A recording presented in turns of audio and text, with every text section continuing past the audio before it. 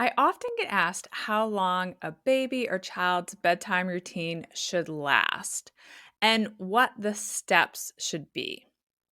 Whether you have an infant or a preschooler, I like to see a bedtime routine take 30 minutes or less.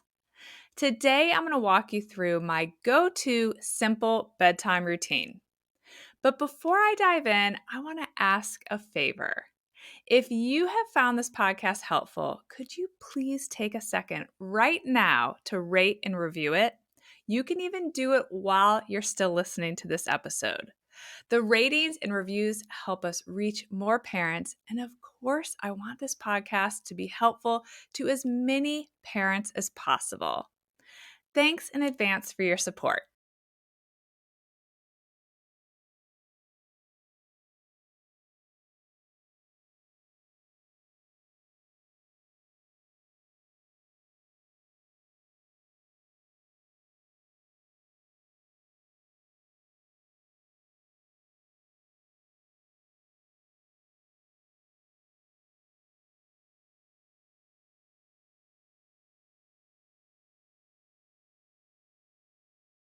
Consistent bedtime routines are a key component to healthy sleep habits.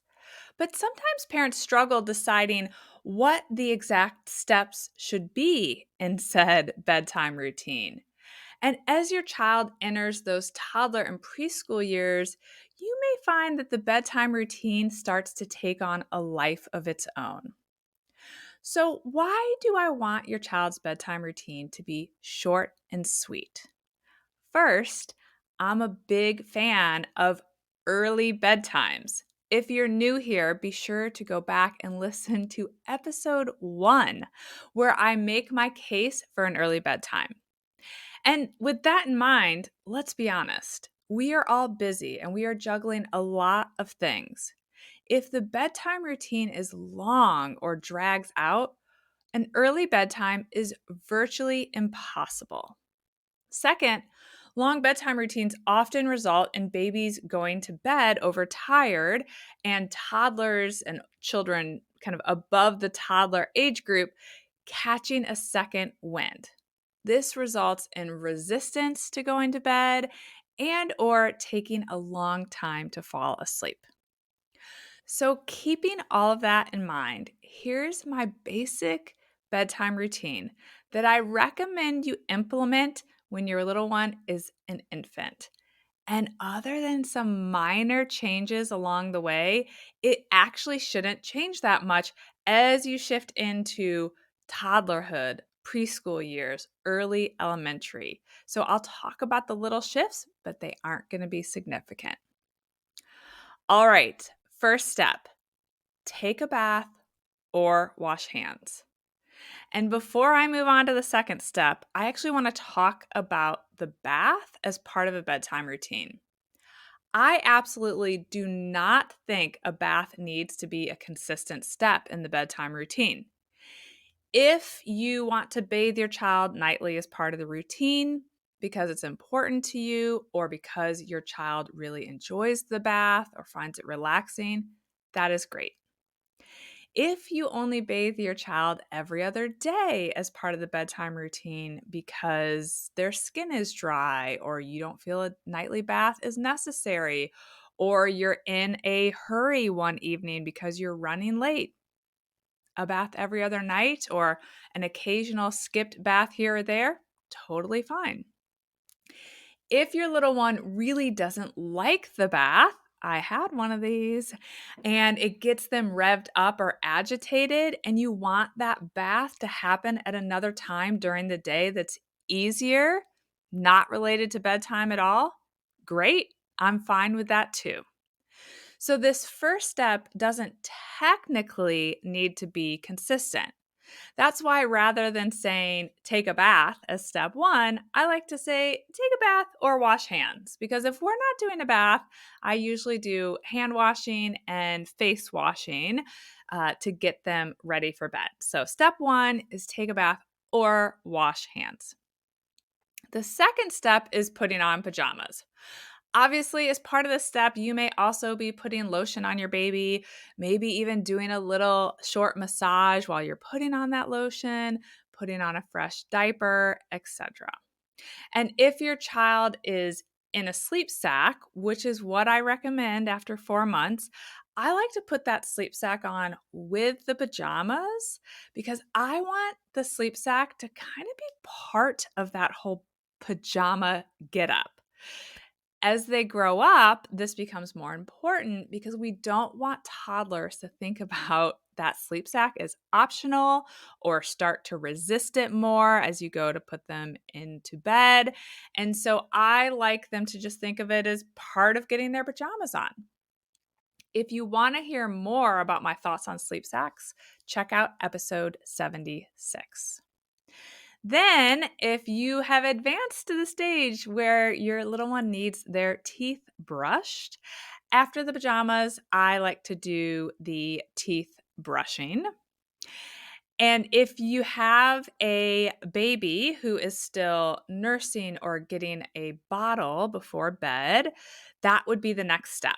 And I am actually totally fine with having a feeding as part of the bedtime routine. I know there are some out there who think it's important to shift away from that. I think it's great. And when we have infants, it can help them get longer stretches at night and or get to sleeping through the night sooner. So I do not have an issue with feedings in a bedtime routine. But once your baby is 4 months, and ideally sooner, you want your baby to not be falling asleep during this final feeding because we want to get to the point where you're putting your little one down in the crib awake. When independent sleep is the goal, this is a really important step to not be letting them doze during that final feeding. It's important that our little ones learn to go down in their crib awake. So when they wake up during the night, everything is exactly the way they remember it being when they fell asleep. We don't want that environment to change.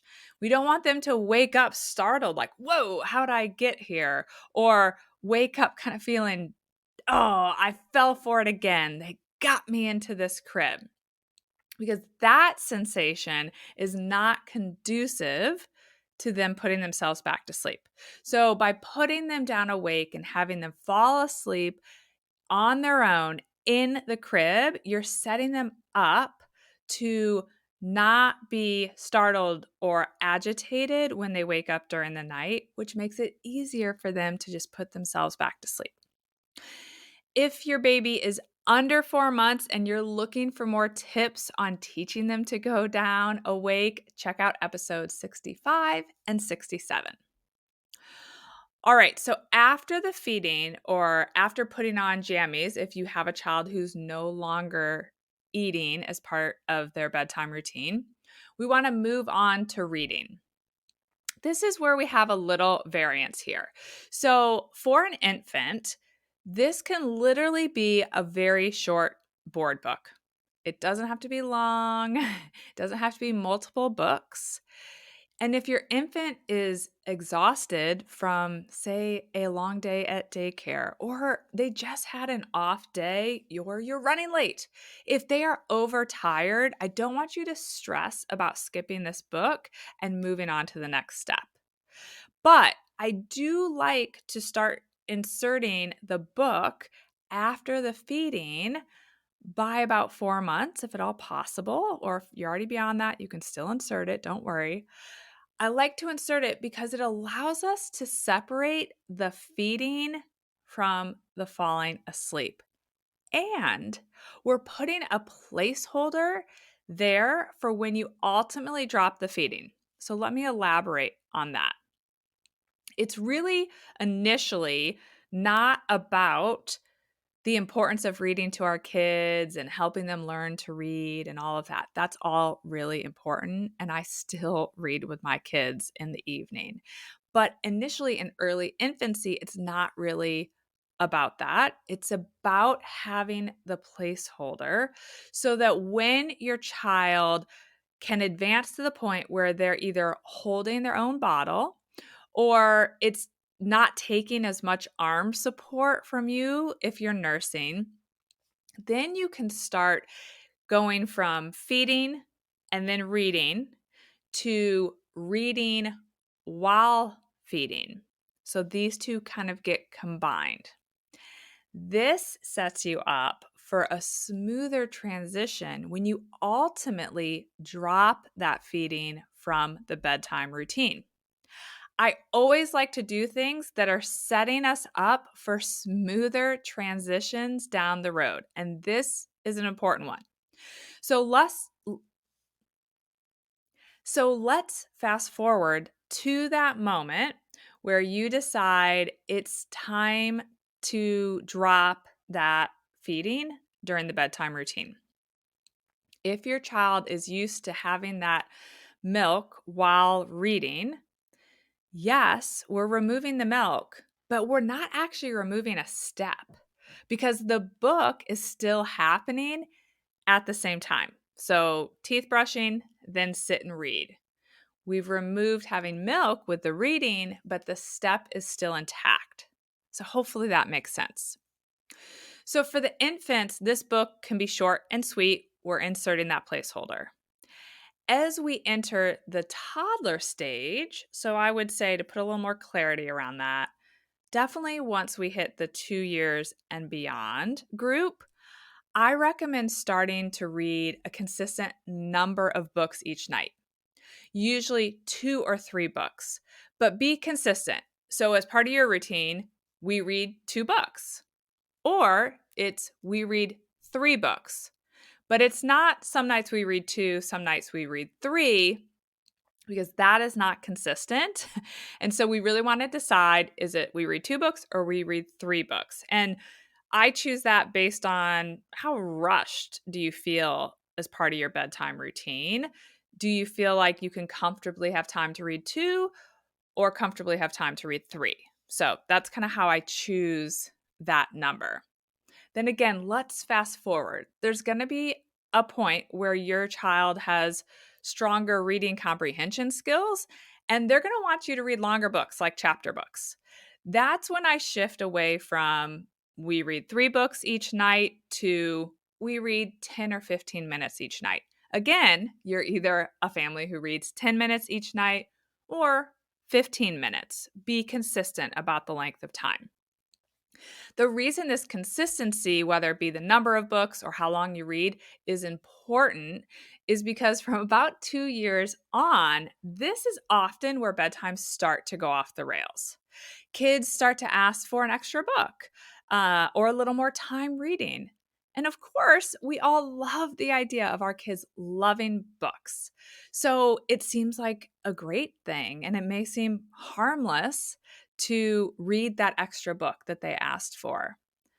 But then sometimes this just opens the door to more and more requests or to just more stalling on other aspects of the routine. So, this is usually kind of the gateway to more stalling and more resistance, or to having to deal with more tantrums or fit throwing when you do try to say, no, no, we're done here. It's time to go to bed. But when you're inconsistent, then you're more likely to get in big feelings and a more emotional reaction.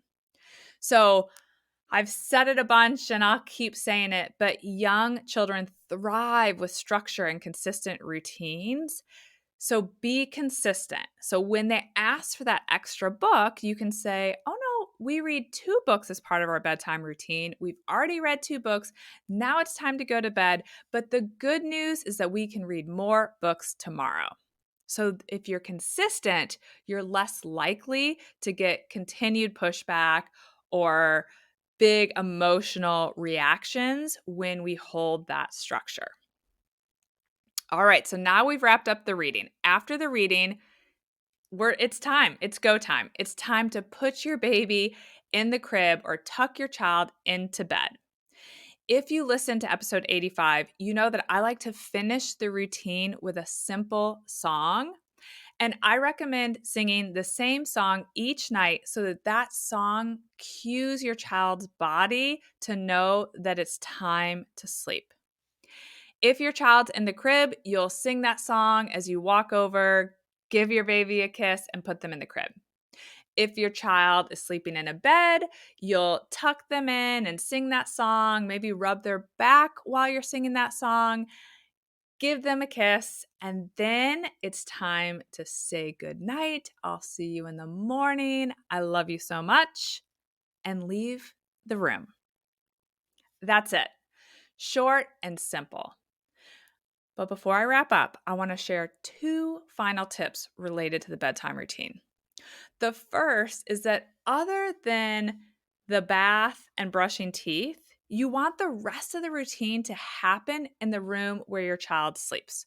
So if they still sleep in your room, do the routine in your room.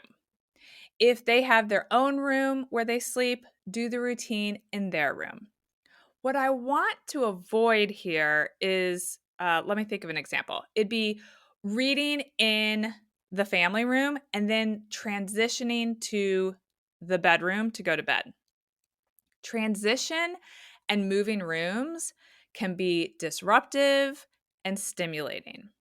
And we want to limit transitions and we want to limit stimulating activities. So, in that room and a relaxed atmosphere. So, as part of a relaxing atmosphere, I also recommend that you have that bedroom dimly lit during the bedtime routine. This is another cue to your child's body that it's time to get ready for sleep. You can do this by simply putting a low watt light bulb and a lamp in your child's room. So some people get fancy and they have dimmers, and others, we just put a low watt light bulb in a lamp and we're good to go. If you have a toddler or a preschooler or early elementary age child and you're already dealing with a lot of resistance, and as you're listening and envisioning implementing this simple routine, you're thinking, no, I'm going to get a lot of pushback here, and this doesn't sound quite doable for me.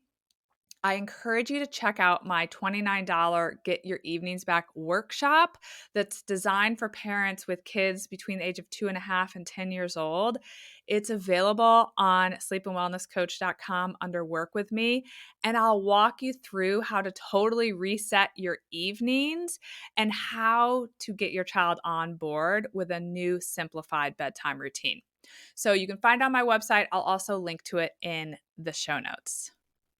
Thanks again for joining me today. I hope this episode helps you confidently move forward with a simple bedtime routine that you can use with your child for years and years.